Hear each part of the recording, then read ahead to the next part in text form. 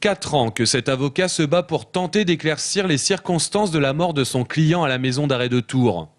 Le 9 octobre 2005, Djamel Nivé est retrouvé le corps sans vie dans sa cellule. On a informé ses parents qu'il était décédé, on leur a dit bon, on va essayer de savoir pourquoi, et puis après le procureur a dit je sais pas.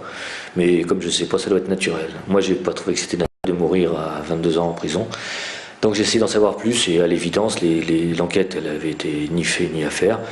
Il y avait un papier qui disait qu'on lui avait prescrit de la méthadone et il y avait un autre papier qui disait qu'il n'était pas toxico, qu'il n'y avait ni cocaïne ni héroïne, aucune trace de ces produits stupéfiants. Donc il y avait déjà un premier problème.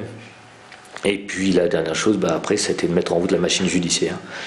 Et puis d'essayer de... Alors il y a eu expertise sur expertise et on est arrivé à la conclusion qu'il y avait peut-être une erreur qui avait été commise lorsqu'on lui a prescrit de la méthadone. Le médecin de la maison d'arrêt de Tours vient d'être mis en examen pour homicide involontaire. Il aurait prescrit de la méthadone, un substitut de l'héroïne, au jeune homme incarcéré, alors que celui-ci ne souffrait pas de toxicomanie. Les expertises médico-légales pratiquées sur Djamel Nivé n'ont révélé trace d'aucun stupéfiant. Il y a beaucoup d'intervenants au sein de la maison d'arrêt, il y a des psychiatres, il y a des médecins, il y a des infirmiers. Je crois qu'il y a un travail collectif à faire, mais il faut leur donner les moyens de le faire. En l'espèce, il leur manquait les moyens d'analyser. Si jamais à l'extérieur, je vais voir un médecin en lui disant je voudrais de la méthadone et qu'à l'évidence on n'est pas toxicomane, le médecin va prescrire différentes analyses pour vérifier ce que vous dites. Là, je crois que ça n'a pas été fait.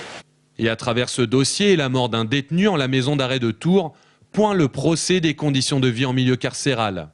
J'aimerais bien qu'un jour on essaye de s'interroger sur les raisons qui poussent les gens à solliciter de la méthadone en prison.